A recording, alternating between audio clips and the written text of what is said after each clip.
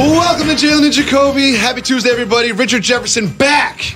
Let's go. In for Jalen Rose. By unpopular demand. A lot to discuss today. Yes, we do. Start in Denver. Okay.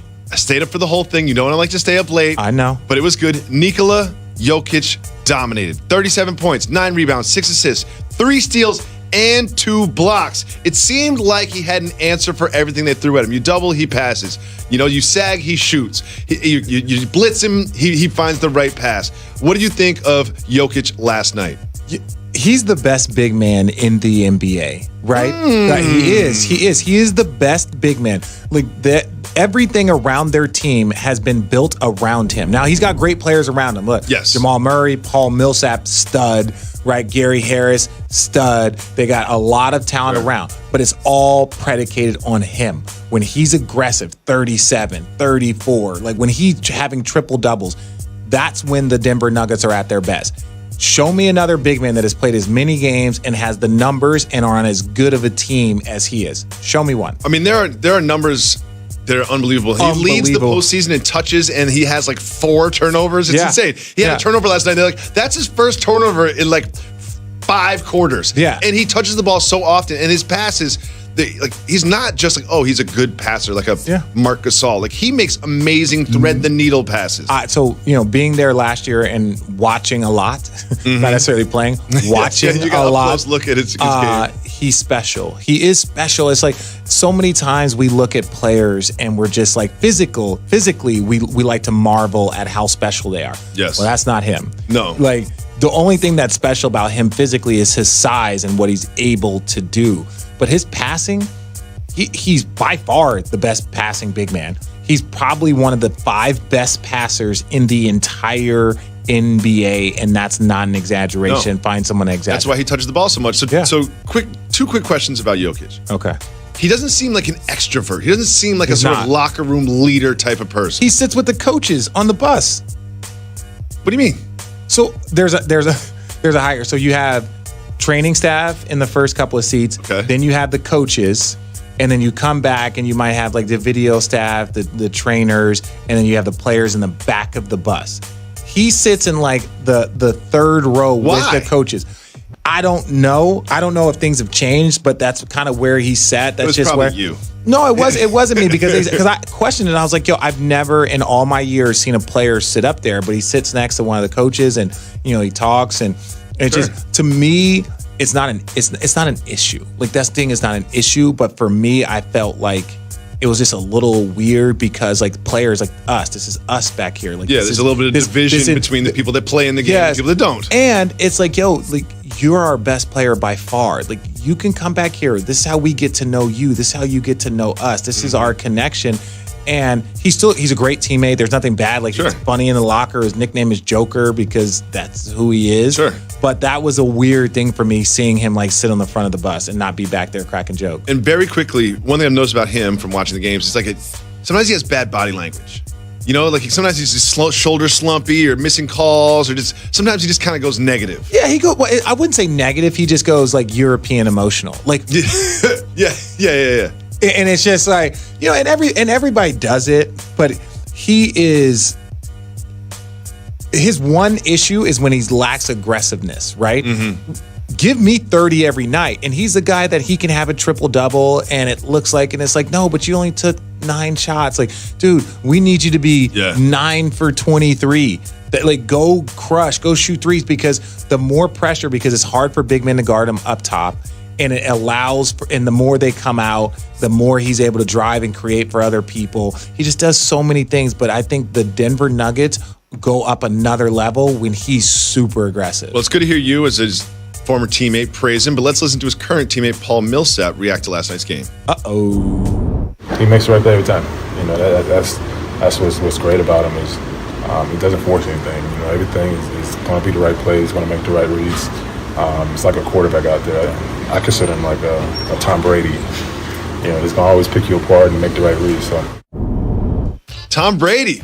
Well, there's one play that I was watching last night that I just found just outstanding. And they double him in the post. We'll see it right here. They double him in the post, and then he makes this pass out of the post. It's like just whips it across the court for a 3. It's just incredible how he can do this, especially with the pressure that's around him.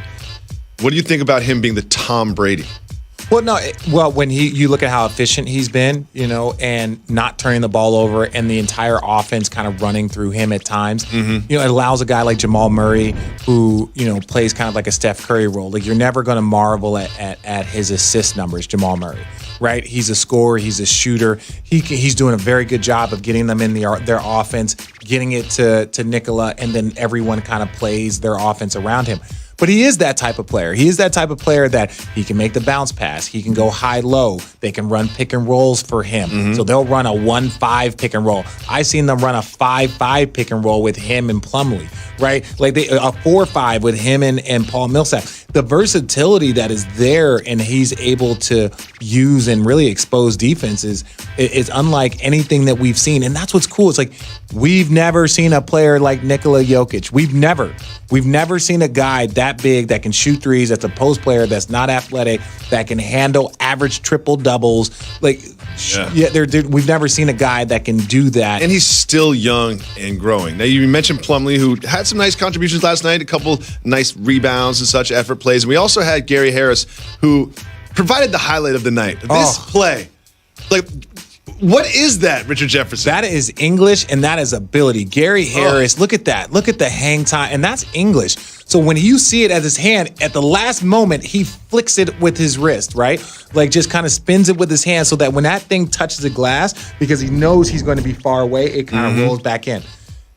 Gary Harris is talented. When he's healthy and aggressive, he had some injury problems this year. Yeah, and he's always kind of had, missing that 10, 15 games. Like that's kind of, been his MO. But when I tell you this, that their locker room and the quality of people, Malik Beasley, Trey Lyles, who hasn't played much. Beasley was great. Yeah, like when you see Monte Moore, when you see all of these guys, Will Barton, they have a great locker room. Well, really we haven't mentioned the Blazers yet. And we're getting there. So excited about Dame, so excited about their series against the Thunder.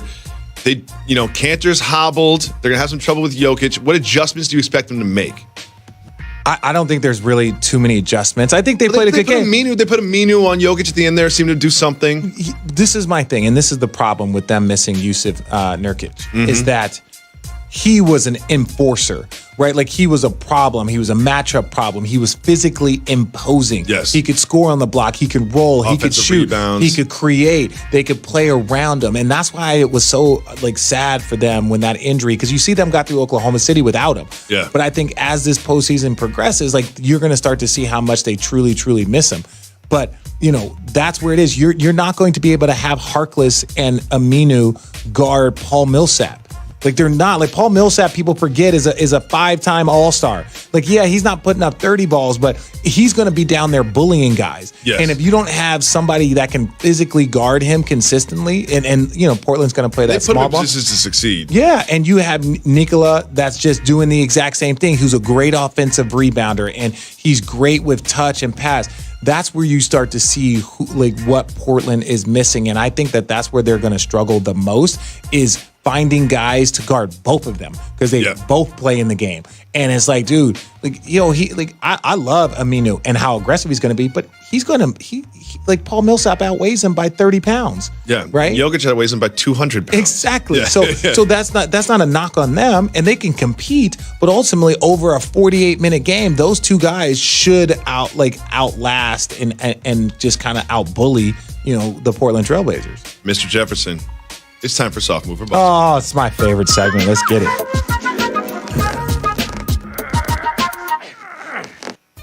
Proposing marriage is just such a moment in your life. A great music choice, Reg.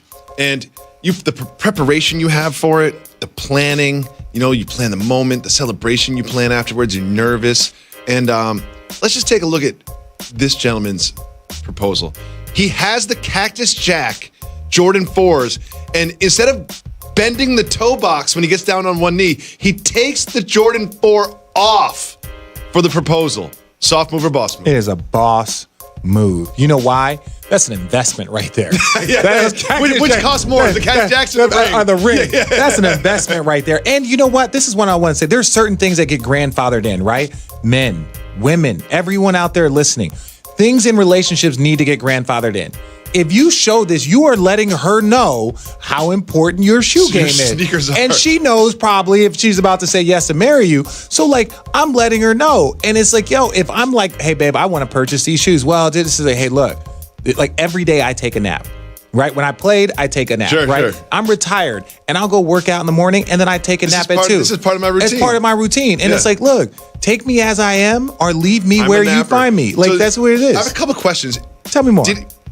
How did when he started? That was the first thing he did, get down on one knee and then take them off. Did he take one shoe off? And she's getting curious, like, what are you doing while you're taking shoes off? And also, when did he put them back on? Because she says yes. You stand up and you hug and kiss. Did you think he like put them on while he stood up, or did the hug and kiss with one shoe on and then put it on afterwards? These are all questions that don't matter. The only thing that matters is that he did not crease his cactus jack. That's really all that matters to him. That's all that matters to him. That's all that matters to me. Shout out to that right? guy. Like, shout out to that guy. couple. That's a boss I hope move. they have a long marriage. Yeah, they will. Lifelong marriage. Have some Yeah. kids. Enjoy yourselves. Yeah. Jimmy Butler enjoyed himself last night. Had a bounce back. Great game, too. We'll discuss it right after this. I don't need a watch. They're bracelets for men. I wear watches. I don't set. People come up to me and ask what time it is. I look down and say, I don't know. And You what you're saying- own expensive watches that you don't set. Correct. You're the worst. Got to give the people